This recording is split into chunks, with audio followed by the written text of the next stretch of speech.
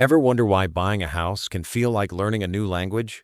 Today, we're breaking down real estate, making it simple, and maybe even fun. I've definitely felt lost the first time I heard words like mortgage and down payment.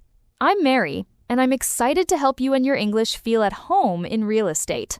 And I'm Nas. In this episode, you'll get real conversations, useful vocabulary, and practical exercises, all designed for intermediate English learners.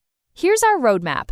First, we'll walk through a realistic home buying dialogue. Then, we'll break down important words and expressions. And finally, we'll give you exercises to test what you've learned. Let's dive into our first dialogue. Imagine you're meeting a real estate agent for the first time to buy your own apartment. Hi, Nas. Welcome.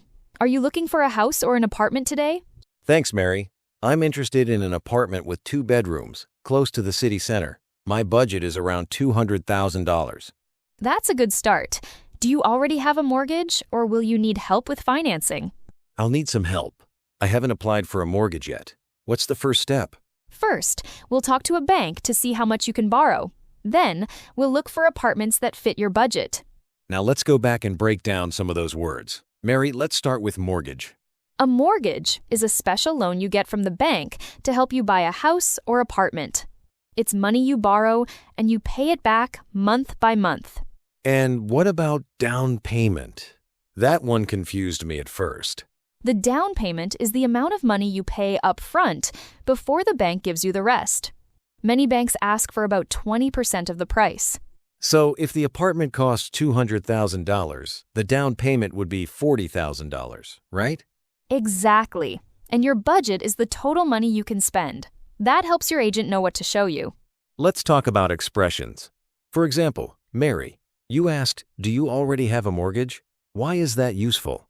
That question helps agents understand if the buyer is ready. You can also use expressions like, I'm interested in, or do you have anything in my price range? I like that. And saying close to the city center is a useful way to talk about where you want to live. Yes, location is important. Words like amenities, which means things like shops or parks nearby, also come up a lot in these talks. Ready to practice? Let's do a quick exercise. Repeat after me. I'd like to buy an apartment. My budget is $150,000. Now try this. Do I need a down payment? If you're listening, say it out loud or even write it down to remember. Another one. Can you help me find a place with good amenities?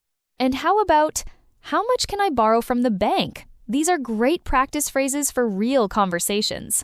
Let's wrap up with our key takeaways. First, we showed you how a basic real estate conversation works.